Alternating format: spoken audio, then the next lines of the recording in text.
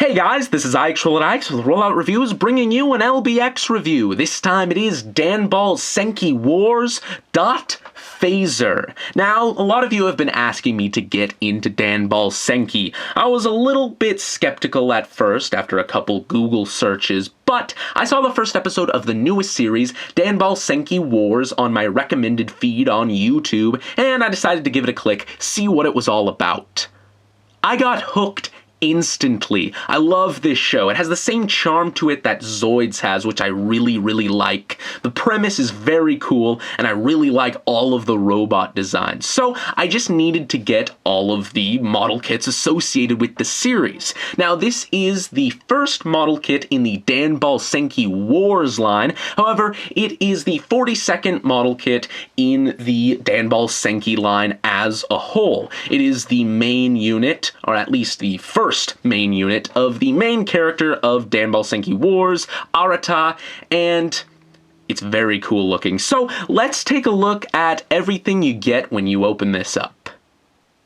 Now, these are very obviously model kits. However, they're very nice model kits. I had a lot of fun putting this together. Not too many sprues, a lot of vibrant colors, and the final product ends up looking great. The only other model kits I've built in the past are either far too complex to be fun at all to build, in my opinion, or far too simple, like these beat 'em on here. This is somewhere in the middle, and I really like the complexity that this took. It's not too simple, it still keeps you thinking, but it is targeted towards a younger audience, so it's not too complex. I had a blast putting this together. Now, because it's targeted towards a younger audience, you can just pull all of the pieces off the sprues by hand and then snap it together that way, but I do recommend some sprue nippers here, and maybe a modeler's knife to clean off the edges, but be very careful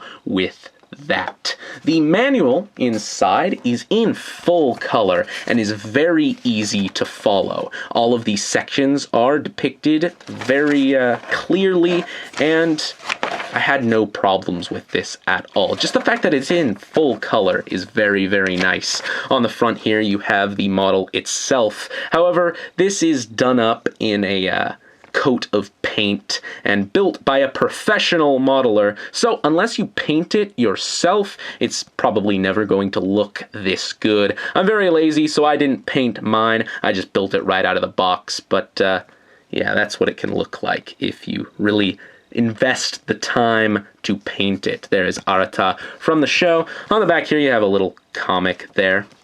Can't read Japanese, so I don't really know what that is all about. It does have some stickers. However, they're really nice stickers. I had fun applying these, and I haven't had problems with them at all. There's also not too many of them, so I'm fine with these. It does make the kit look very nice in the end, like I said. So let's take a look at that kit itself finally.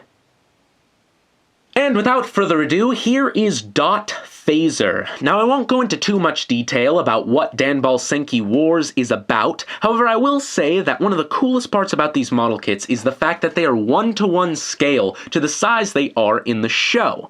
LBX stands for Little Battlers Experience, and that's exactly what these are. Little battlers, tiny little robots that fight each other. Now, in Danball Senki Wars, these little tiny robots are transported to a virtual world that is a scale model of the actual world, and they fight wars in this scale model realm, and that's why it's called Danball Senki Wars. Kind of a really cool concept, I think. Now, this unit is from the virtual country called Gimmick, which is basically Japan. This little logo on his arm here is the symbol for Gimmick. I won't go into too much more, like I said. You're going to have to watch it yourself to figure out what it's all about, but it is very cool. He's got another sticker here. It says YA01. Don't really know what that's all about. Unfortunately, the rim around these little shields here are stickers as well. But again, they stay on very nicely. I really like how they end up looking, actually. Some of the stickers are very inconspicuous. Like these knees here from a distance almost look like plastic. One of the cool things about these stickers is that they match the colors of the plastic very, very well.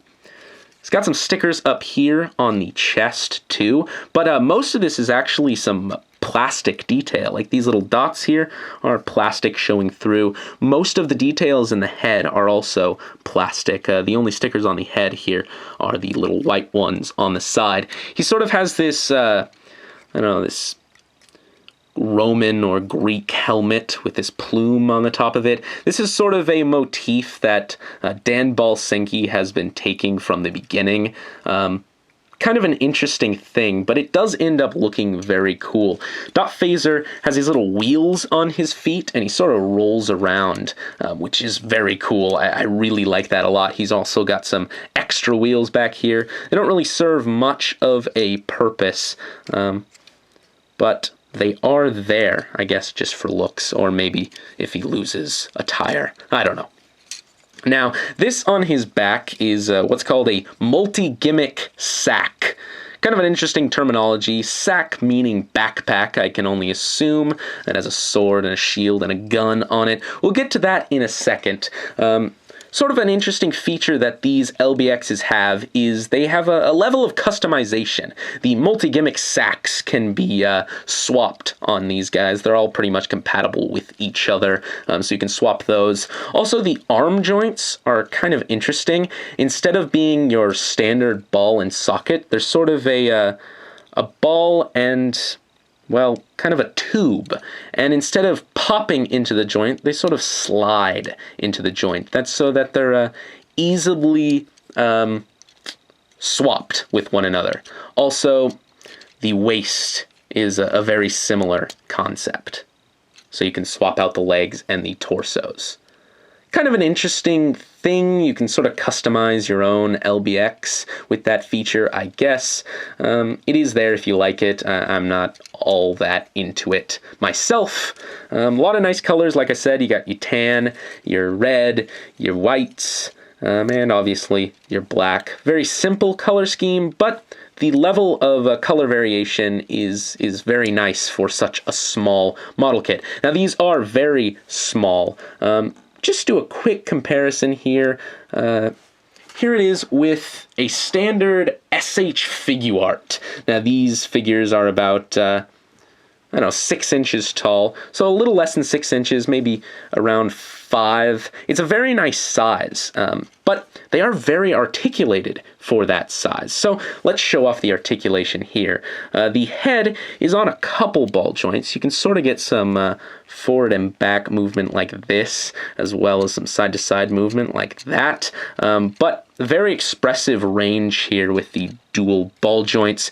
Again, he does have a ball joint in the shoulder here. You can get the arms kind of forward like this and back. They do go in and out on that ball joint a little bit. However, they go out much further on an inner joint in there.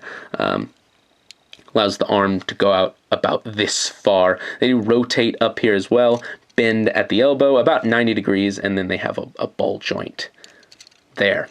The waist rotates. Unfortunately, it's not a ball joint, it's just a rotation, but what are you going to do?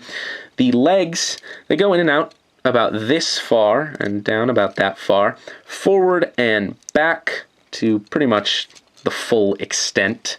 They do have a little bit of rotation just on that ball joint. However, there is no swivel anywhere below that. They bend at the knee, and the ankle is very posable. It's got a ball joint in here that does get a lot of range forward and back and side to side, but it also has another little swivel in there to help with posing. So very posable for this little tiny model kit. Now let's talk about sacks.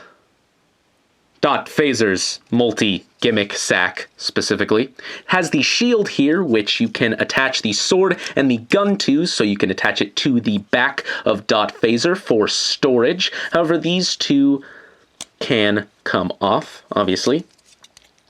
And you're left with just this shield here. this opens up, and you can slide this handle onto Phazor's hand, just like this. And then this back piece kind of envelops his hand like a gauntlet. A little tricky to line up some of this, but just locks in like that.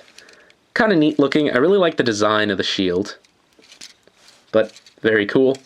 And that's really all that does. However, the sword and the gun not only are a sword and a gun for Phasor to use. Unfortunately, when you're using one in the shield or the other in the shield, you can't really store the other one anywhere on his back. You kind of have to attach it to the shield if you want to store it anywhere, but I don't really like that, so oh well, what are you going to do? These little bits here can extend, and he can hold this. I like displaying him like this, personally, more often than not. However, he can hold his gun. To do that, you have to pull out this piece and replace it for a version that has the handle flipped out. There's a lot of replacement parts for this this model kit. It's a very simple mechanism. A lot of the conversions of this are parts forming, which is unfortunate. Oh well, it's very simple. Like I said, they had to cut some corners. But he can hold this. It's another option you can have, long-ranged. But the sword and the gun can also combine together. So, the first of these combinations is the Z hammer. The sword and the gun are the Z sword and the Z gun, respectively, and the shield is the Z shield. I don't know what the Z stands for, so don't ask me. Anyway, you slide the sword back in like that. Combine the two together like this.